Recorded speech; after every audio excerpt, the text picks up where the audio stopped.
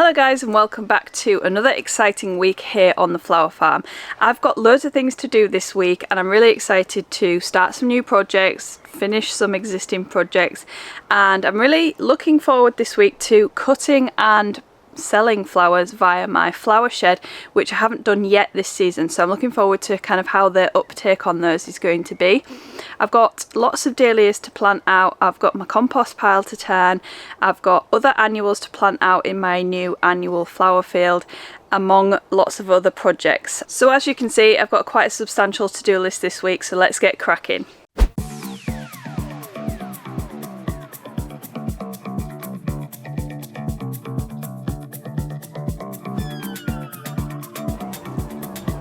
I wish you could smell those stalks. They smell absolutely amazing and I'm really looking forward to getting them out on the flower shed tomorrow. Here's something experimental that I'm going to try with my newly planted dahlias. So in these buckets I've got some Johnson Sioux compost, some seaweed and some humic acid, and I'm going to soak some horse bedding which has straw, horse urine and horse poo in it. And I'm going to use it as a mulch around the dahlias, and I'm hoping that the Johnson Sioux compost is going to coat that straw and that used bedding with lots of beneficial microbes, and it's going to help to mulch the soil, provide those microbes, and it's going to break down faster too.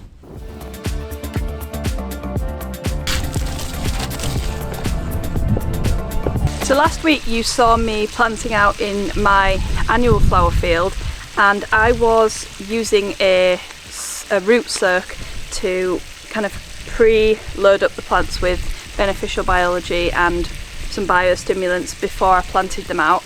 And today, because of the volume of dahlias I've got, that just isn't practical, and so this is kind of like a quick fix. If I haven't got time to soak the roots in a shallow tray, then this is what I will do. And here I've got a bucket of Johnson Sioux compost. I think I'm going to add a bit of worm castings to it as well, just for the diversity, humic acid and seaweed, and I just need to put some water in this as well.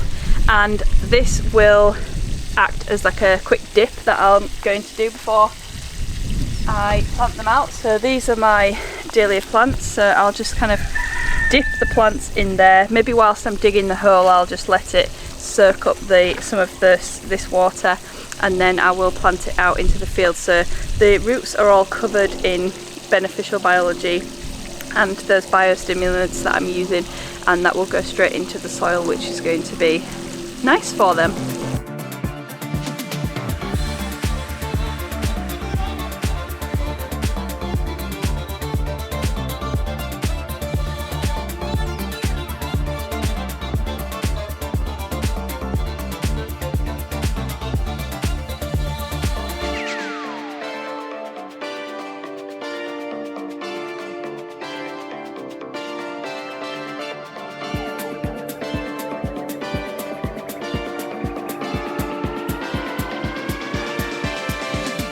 As I was planting out my dahlias in the field, I noticed that there was a little wren family living in the railway sleeper wall that was behind me. And I was really enjoying watching the parents feeding the babies and coming in and out of their little nest that they'd made. This is one of the reasons why I really love what I do, because I love being able to observe nature and feel like I'm a part of it. So I've finally got all of my dahlias planted. You can probably see them all behind me there. I think there's about 300 and something altogether, and it's looking nice and neat in its rows, so I'm hoping that it's going to grow nicely. I've still got the mulch to add, but I'm just letting it soak for a little bit longer, and then I'll be kind of scattering it in the paths and in the middle of those rows, just to kind of stop the weeds and help to retain moisture, etc. So I'm going to try and do maybe a standing up job for a while now, because my knees and my back are hurting me a little bit. So I just want to take you into the polytunnel to show you an idea that I had last week that is hopefully going to help me stay on top of things and be a little more productive here on the flower farm.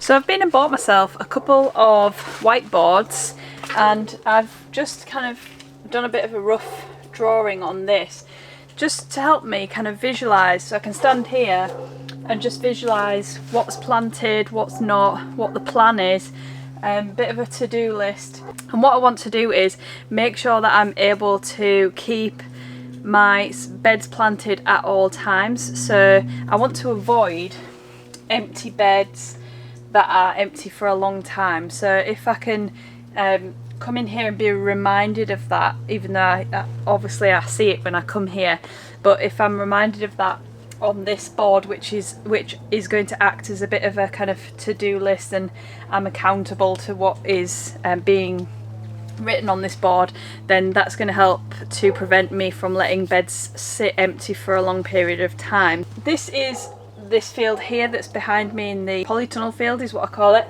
and this was originally an annual field and it's now into perennial production, so that's why it's not kind of full up with plants. I moved quite a lot of plants from my old field into this one, but I've got space to expand, either growing perennials from seed or buying them. It might be worth putting some cover crops in until I'm ready to plant out those perennials, so I'm going to be looking at that in the next week or so.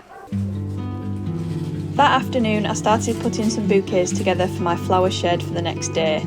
It felt so nice to be putting flowers together after a really long hard winter.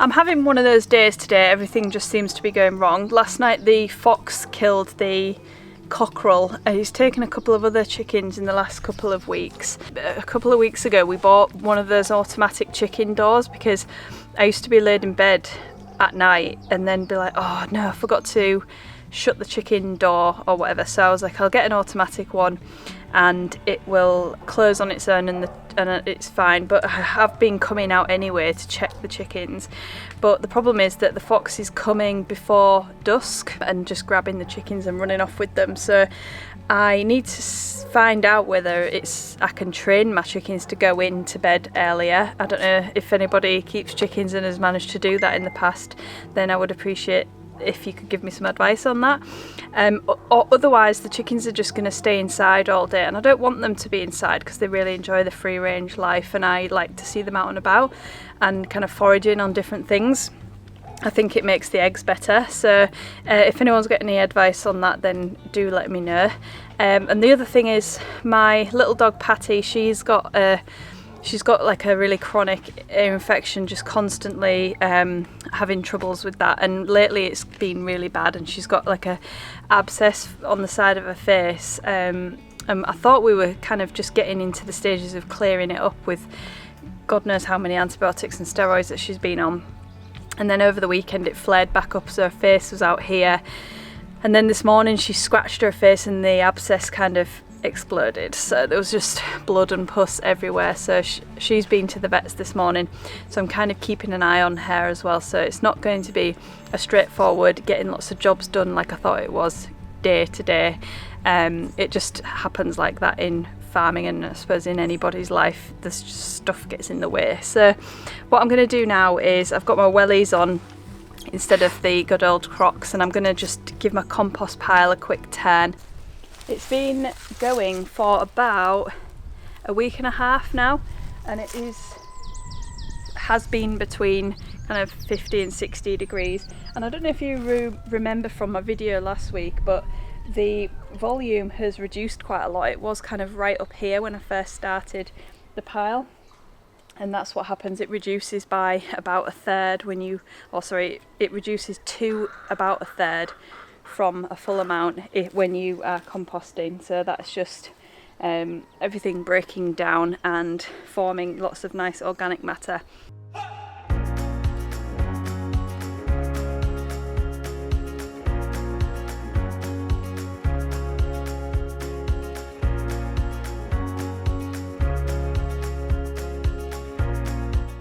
After turning the compost pile, I decided to start mulching the dahlias.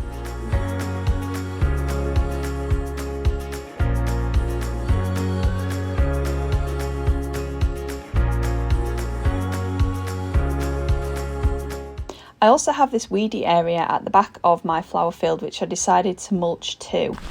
My plan is to put a straw mulch down, and I'm also going to grow pumpkins at the back here just to add an extra layer of mulch. Those large leaves compete with the weeds and prevent them from growing too tall. It's important to have a management strategy in place for these kind of areas on the flower farm, otherwise they will get out of control and you'll end up spreading weed seeds all over the place. I've just dashed inside the polytunnel because it is just about to start chucking it down, I think.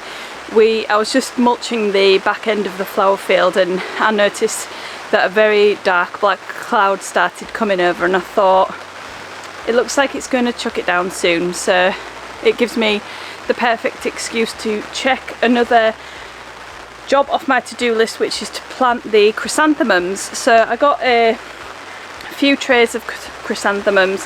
I got some from Hattie at Gathered at Dusk, who I mentioned in last week's video, and I got some from Halls of Heddon, which is where I get my Dahlia cuttings from. So I'm going to plant those out in the polytunnel, and hopefully that's going to give us a nice harvest of chrysanthemums in autumn this year.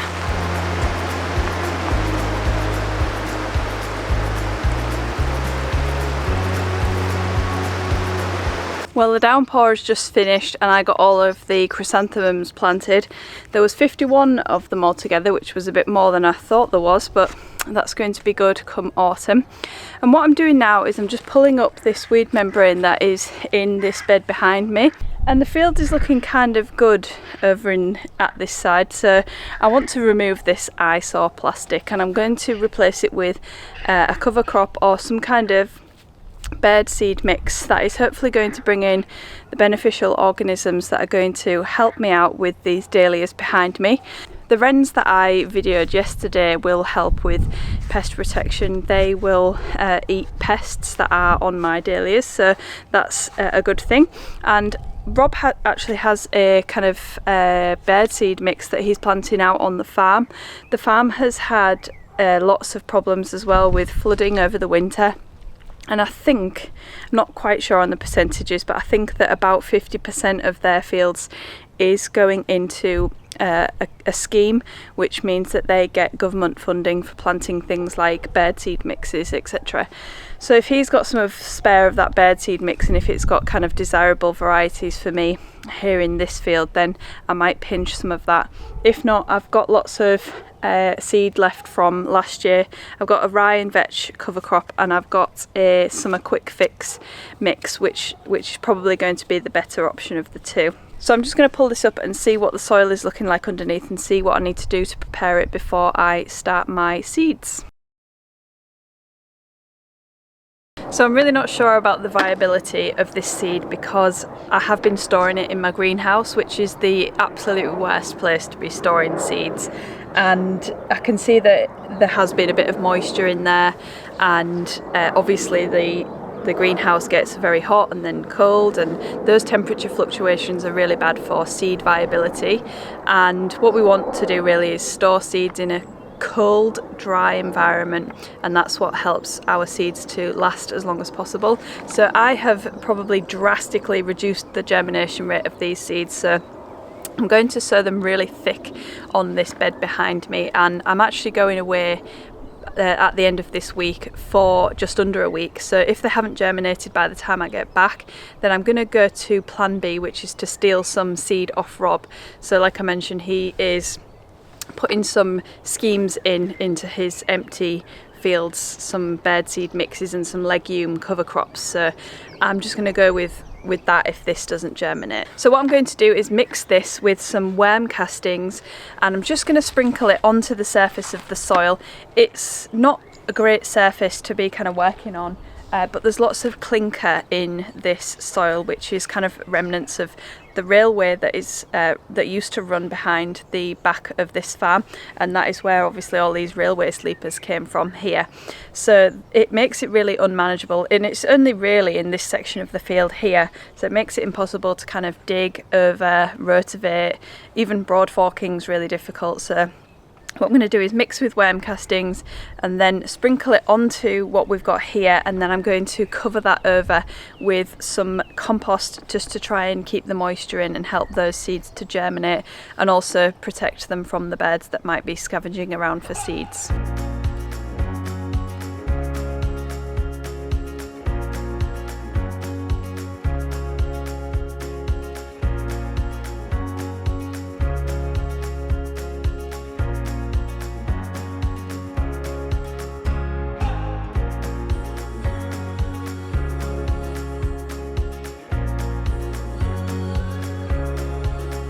Well, I managed to get a fair amount of jobs ticked off my to-do list this week. All of the dahlias are planted, which I'm really happy about, and I got the chrysanthemums planted out in here and lots of other little bits and bobs. Next week I'm going to continue to kind of be planting out and sorting out the flower beds. I am going to make some water-soluble calcium next week in a video, and water-soluble calcium is a really important mineral to be giving our plants because, especially if you are growing cut flowers, it really helps with producing strong stems and bud formation, healthy bud formation. So I'll be filming that video next week and I'll be showing you how to make it, how to apply it, and all of the benefits of water-soluble calcium. And I just wanted to give a quick update on my flower shed. I sold out all of those flowers that I put out, which was great news. There are a few more stocks behind me, you might be able to see them behind me there, which I might be able to make some more bunches out of this week. There are some oxeye daisies, there's some achillea coming along as well, so it's possible that I'll be able to put a handful of bunches out for sale next week as well. So join me next week if you want to continue to follow along on my flower growing journey in 2024. Thanks so much for watching this video, guys, and I'll see you on the next one.